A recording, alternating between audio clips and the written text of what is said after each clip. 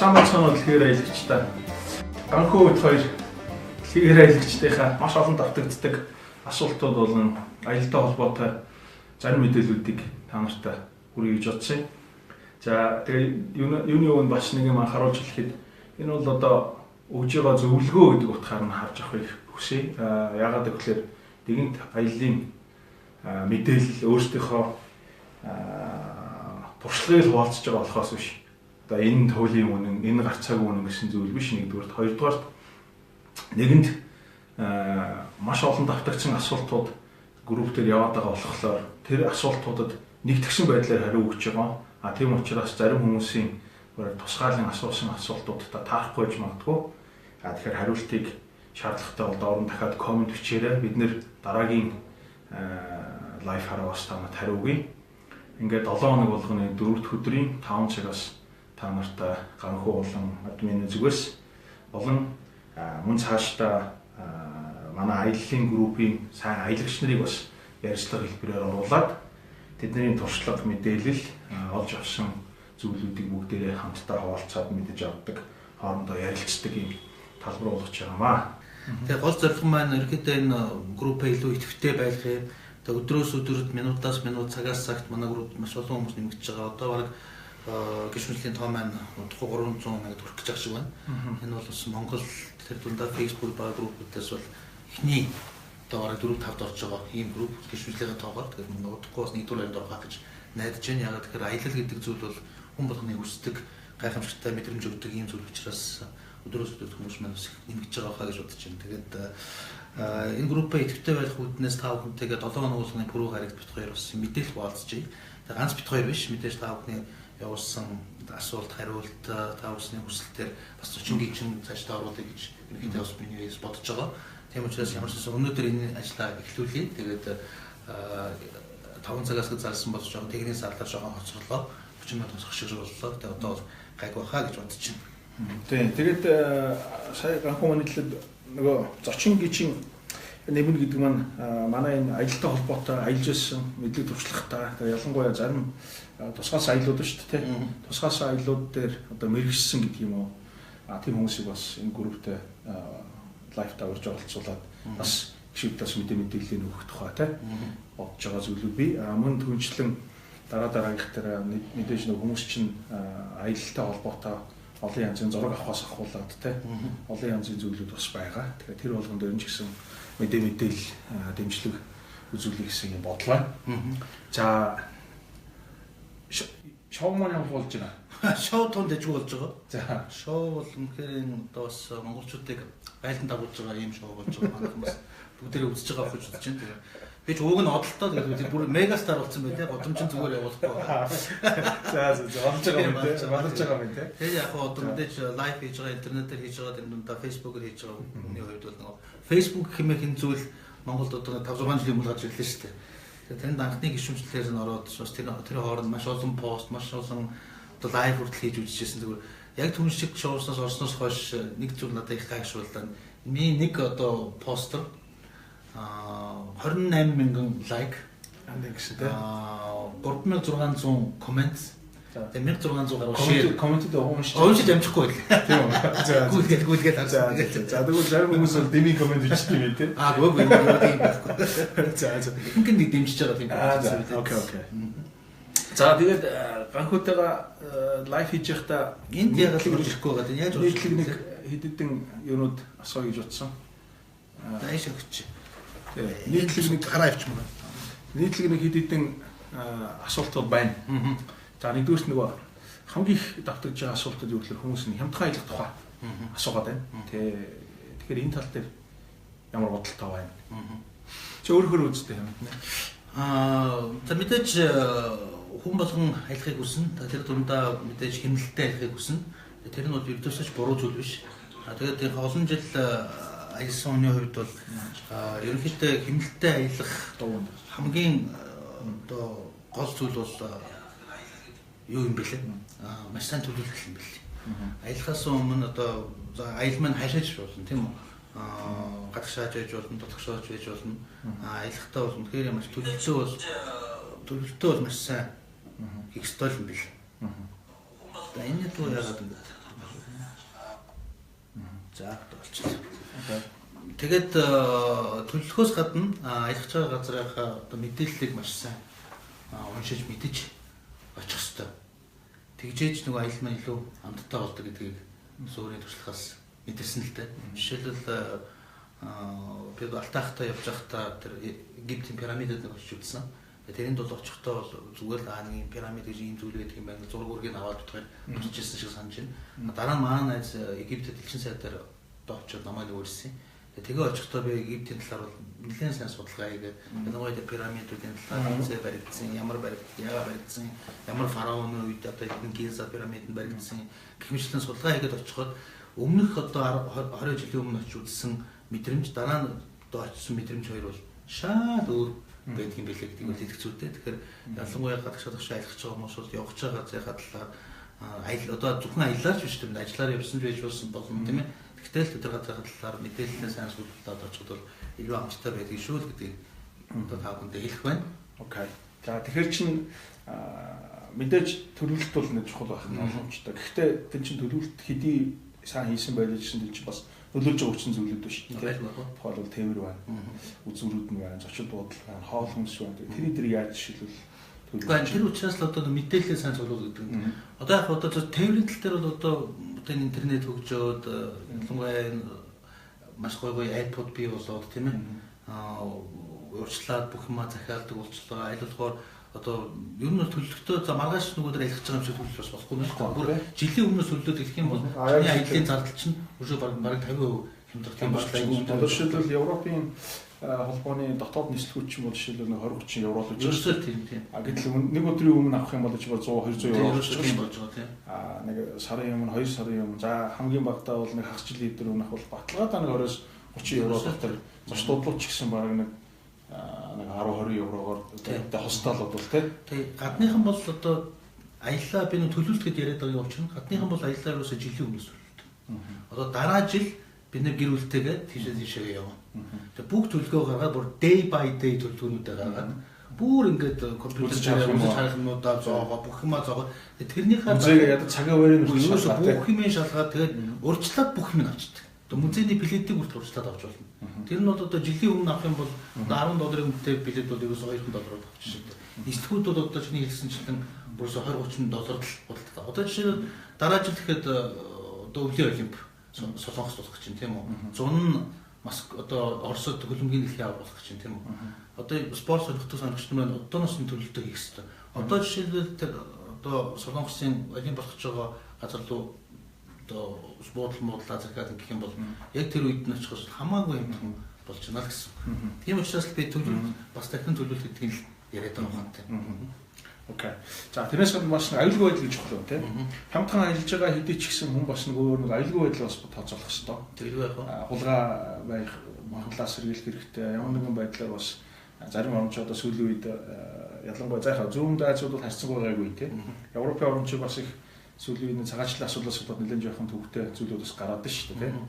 Тэгэхээр бол хэдийгээр хямдхан аялах байгаа боловч хүмүүс ингээд захиалга өгтөө тухайн одоо захиалж байгаа сайт мэдээллийн доор тэр нэг ревю гэж их чухал зүйл байт юм л да. Одоо тухайн хүмүүсийн өгсөн үнэлгээнүүд зарим нь одоо юу гэдэг шороотой тоостой байсан, аюулгүй байсан, аюултай байсан гэдэг ингээд мэдээлүүд тэрийг бас сайн уншиж байгаа. Мэдээж экстрим мэдээлүүдийг бол орхих хэрэгтэй. Нэг нь хитрхийх магтсан юм, хитрхийх муулсан мэдээлүүдээс гадна яг дундаж ер нь хүмүүсийн үйл хийсэн байна. Тэрийг бас нэлээд харж байгаа. Угаасаа оноонууд нь байдаг шүү дээ. Тэр оноонуудыг харж байгаад ялангуяа зочд буудлын захиалганд дээр байна тийм ээ.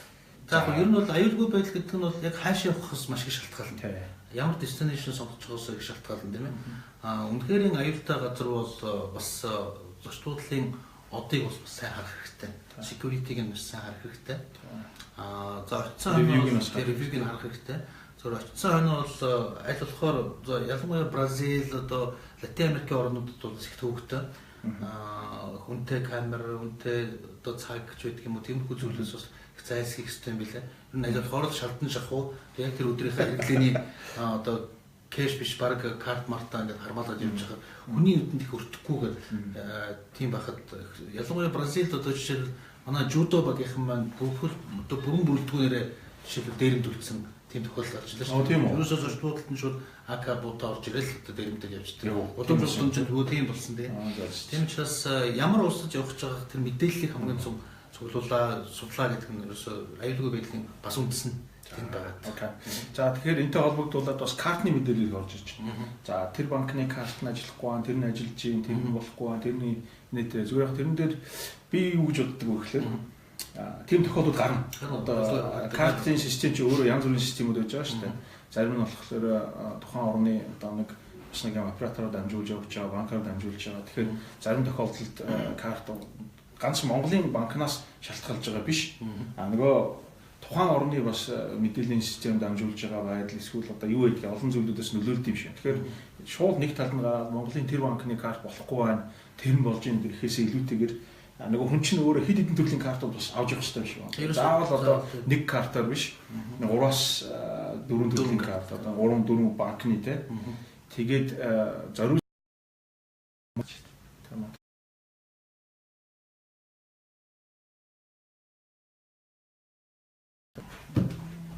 болцсон уу? Тасаад байна уу?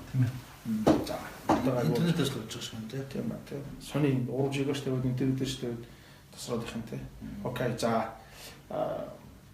Дахиад дараагийн нэг асуултууд байна. Хүүхдтэй аялах тухай асуултууд аяг орж ирж байна. Хүүхдтэйгээ хамт аялмаар тэр орнуудаар ялангуяа зүүн Азийн орнуудаар ч хүмүүс хүүхдтэйгээ аялах гэсэн. Тайланд зүгөөрөө, Филиппин зүгөөрөө ч гэдэг юм а те. Чиний хувьд ямар хоо зөвлөх вэ? Яг мэдээж хамгийн ажиргалтай зүйл бол мэдээж гэр бүлээрээ аялах тийм ээ.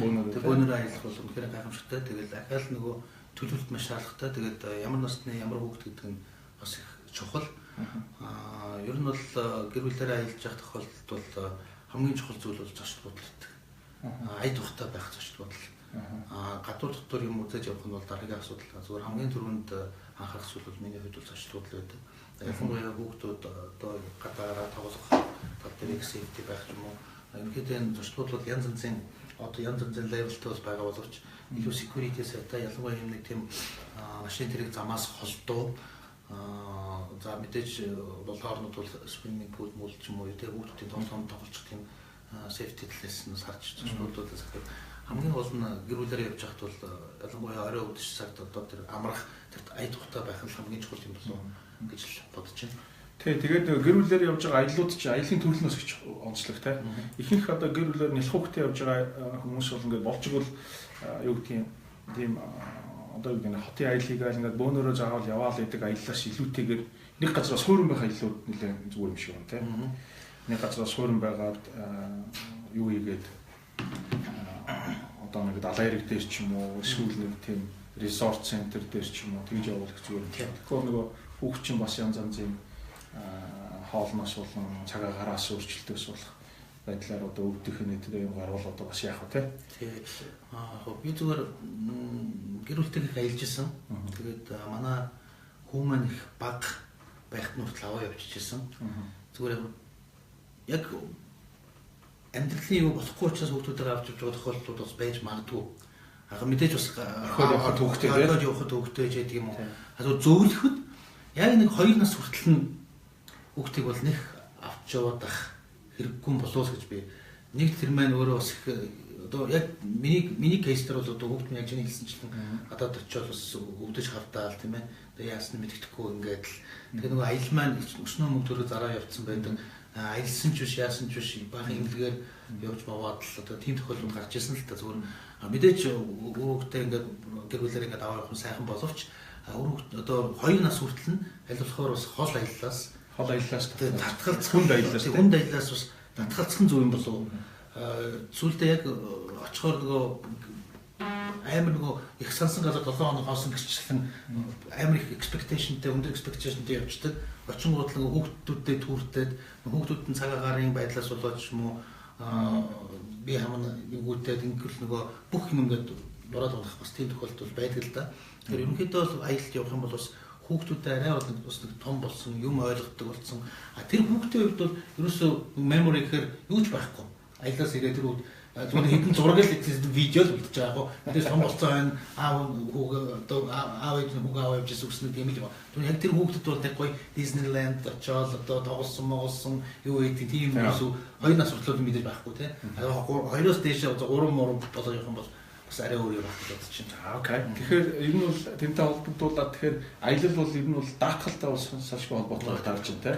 Тэгэхээр аялаар явж байгаа хүмүүс бол нэгдүгürt одоо шилбэл төлөвлөл судлахаас гадна дахиад нэг чухал юм эрүүл мэндийн даатгалч чухал гэдэг байна. Энэ education тий. Ялангуяа хүүхдэд тий. Ямар ч юуш тохиолдсон бас эрүүл мэндийн даатгалуудаа сайн үзэж харах хэрэгтэй. Монголд эрүүл мэндийн одоо аялын даатгалууд хийдэг газрууд би одоо шилбэл энэ шингээний орнууд зүгээр ч нэг заавал даатгал шаардаад байдаг биш. Ямар нэгэн асуудал гарахад нөгөө хувь хүнийг аяллаар явж байгаа хүмүүсийг одоо safety байх ямар нэгэн зүйл санаа зовхгүй байх тухай ялангуяа тэрэн цаашаа давхар даатгалтай холбоотой зүйлүүд бас байдаг. Тэгэхээр бол аяллаар явж байгаа хүмүүсүүд байнгын даатгалтай байх хэрэгтэй. Ямар нэгэн асуудал гарангууд шууд холбоо барих одоо утас хүмүүс одоо юу гэдэг бүх юм дандаа бэлэн тийм байх нь зүйтэй гэж бодож байна. За дахиад нэг асуултууд аюух орж ирж байна. Тухайлбал ийм юм байна л да. Одоо хүмүүсүүд энэ визтэй холбоотой, паспорттой холбоотой асуудлуудыг групп дээр асуудаг байхгүй. Тэгэхээр би тэн дээр хариулт заримдаа өгдیں۔ Заримдаа бол хүмүүсийн комментуудыг дээр харж чад үгүй. Уг нь групп чинь бол жишээлбэл паспорт нэг виза олгодог групп ч юм уу эсвэл паспорт мэдээлэл өгдөг групп биш шүү дээ. Тэгэхээр нэг талаас аялалтай холбоотой юм. Яг хүмүүсээс тийм мэдээлэл авъя гэж хандж байгаа нь нэг талаас тийм л байх л та цаг хугацаа хэмнэж шийдэ. Гэхдээ хүмүүсийн өгж байгаа мэдээлэл бас 100% үнэн гэдэг зүйл дээр бас итгэж болохгүй шүү дээ. Зарим хүнд чинь бол айгу хөнгөн байсан байх магадгүй эсвэл одоо юу гэдгийг асуудалгүй байсан. Гэтэл зарим хүн дээр нөгөөх нь арай өөр кейсээр гарч ирж магадгүй. Миний л бодлоор бол визатай холбоотой мэдээлэл тухайн орны элч сайдын яамнууд эсвэл вебсайтнаас нь дэлгэрэнгүй авах хэрэгтэй юм шиг байна. Паспорт ч гэсэн ялгаа. Одоо паспорт хэдэн хугацаа дуусах гэж байна. Одоо би яг нэг нөхөр окей болно гэж хэлсэн байж магадгүй. Гэтэ тэр чинь яг цагаат л болно болохгүй гэдэг чинь тэр хүн шийдэхгүй шүү дээ. Шинэ хэлний манай Монгол биш юм аа өөр орны хэлний офицеруудын шийддэг асуудал шүү дээ. Заримдаа үзмжээр шийдчихдэг тохиолдол бий тээ. Тэгэхээр бол яг тэр паспортын мэдээлэл, виза мэдээллүүдээ яг тухайн одоо шаардлагатай холбогдох албан тушаалт эдний вебсайт албан ёсны вебсайт мэдээллийн хэрэгслээр авах нь зүйтэй шүү. Одоо групп дээрээс тавьсан мэдээлэлээ бас итгээд ямар нэгэн байдлаар одоо юу гэдэг таагүй зүйлүүд тохиолдохыг үүсэхгүй. Тэгэхээр тэр нь өөрт чинь бас тодорхой хэмжээгээр хүндрэл учруулахыг үүсэхгүй байх наа гэж би боддгийг. Тэгээ паспортын дээр болохоор ерөнхийдөө хоёр зүйлээр л анхаарах хэрэгтэй. Мэдээж expire дуусах хугацаан дээр ихэнх орн ерөнхийдөө 6 сар гэж шаарддаг. Тэгэхээр 6 сарын өмнө ямар ч гэсэн паспорт дуусах болсон байх ёсгүй. Тийм учраас виза apply хийж байгаа бас тэр адилхан. Одоо ганцхан дэлхийд дээр ганцхан манай паспортууд л нэг extension гэдэг нэг сони юм хийдэг.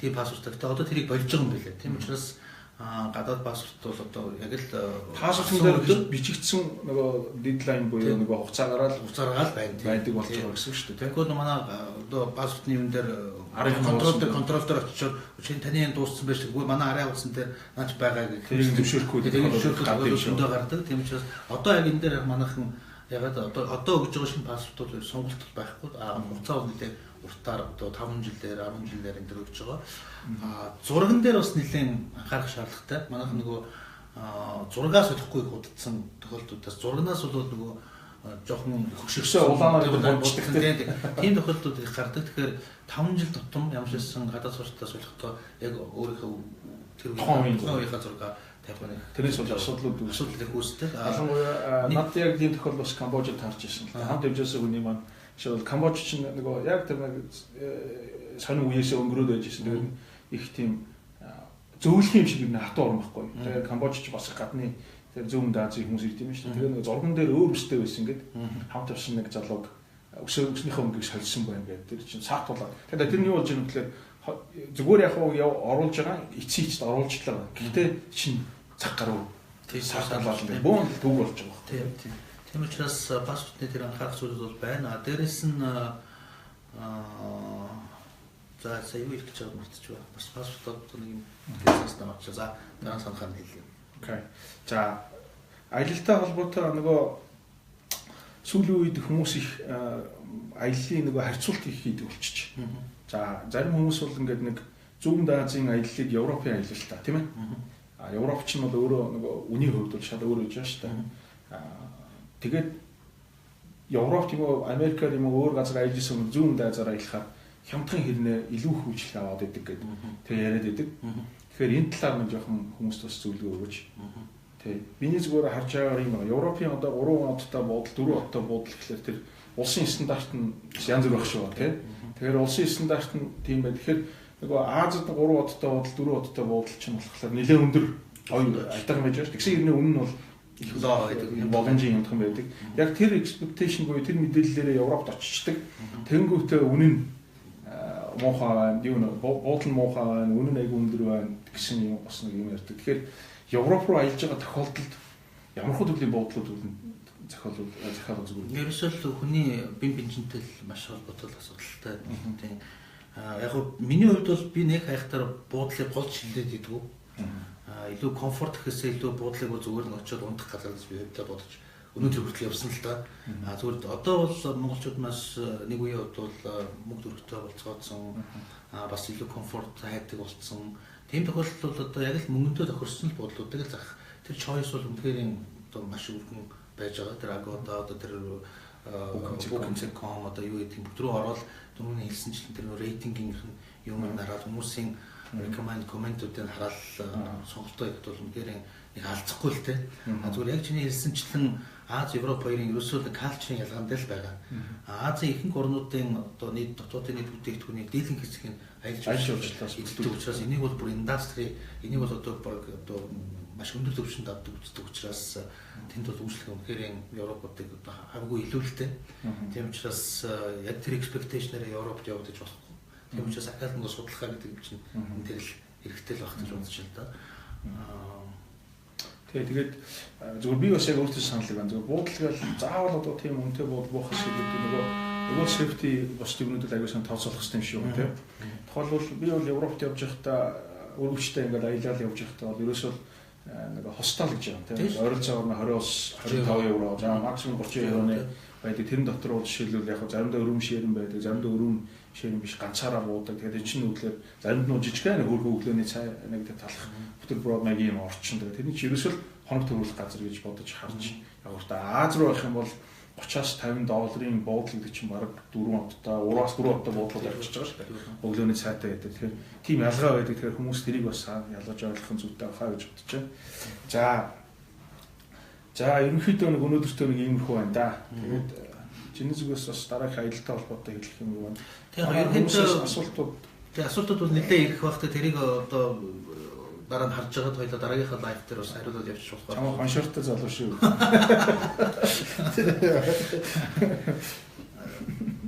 Тэгээд ерөнхийдөө дэлхийн аялагч гэдэг манай групп маань үнэхээр бас түрүүн би яриахаа өмнө хэлсэн маш хурдтай одоо хөгжиж байгаа гэхээс илүү гишүүнжил маань хэлж байгаа. Одоо тун удахгүй бид нар бас саяхан хоёлаа 200 дахь гишүүнээс сарах хүн 200 мянга дахь гишүүнээ хүлээж авчихсан бол одоо тун удахгүй 300 мянгатыг хүлээн авах тийм ажил бас гарах шиг байна.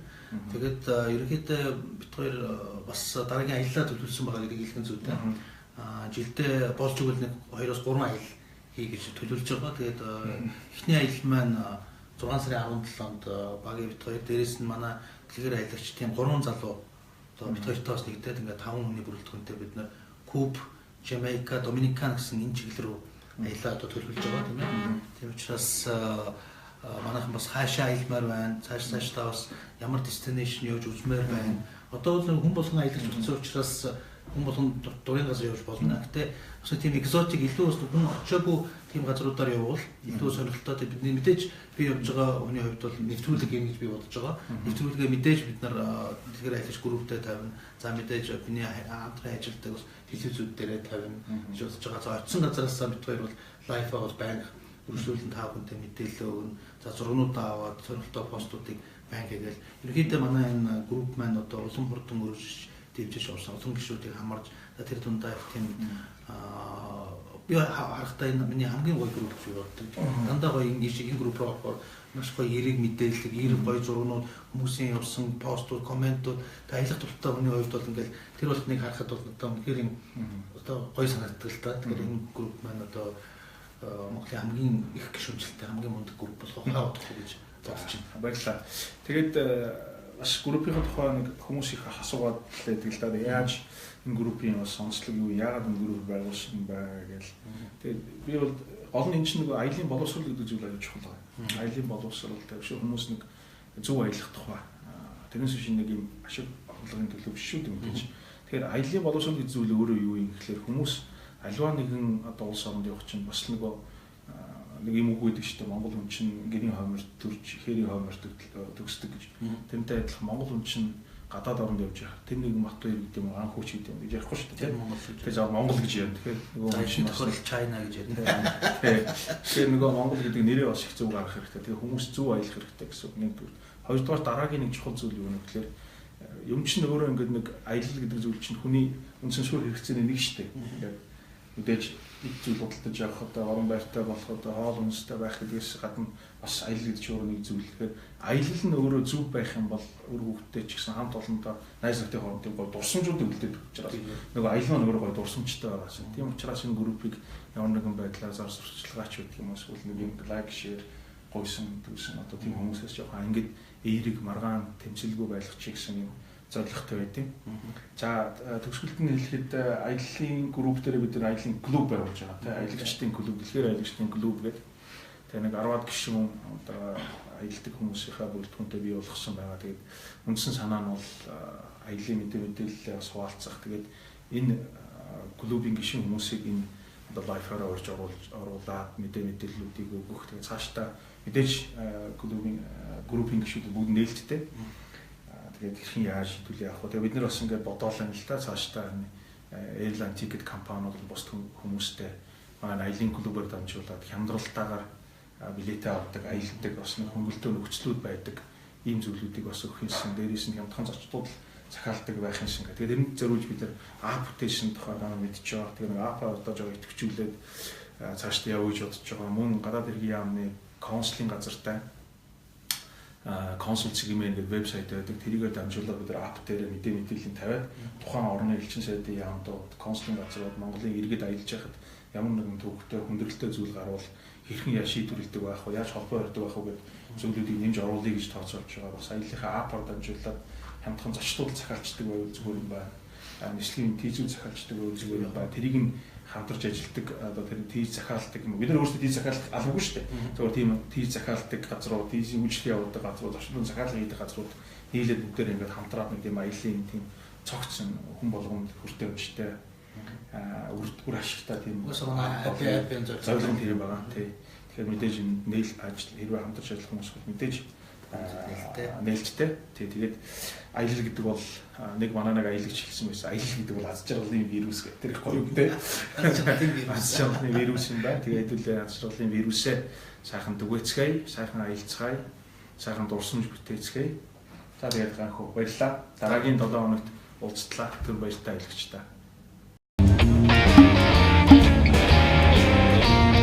World Wanderer гэдэг нэрээр аваад тусдаа гарч байна.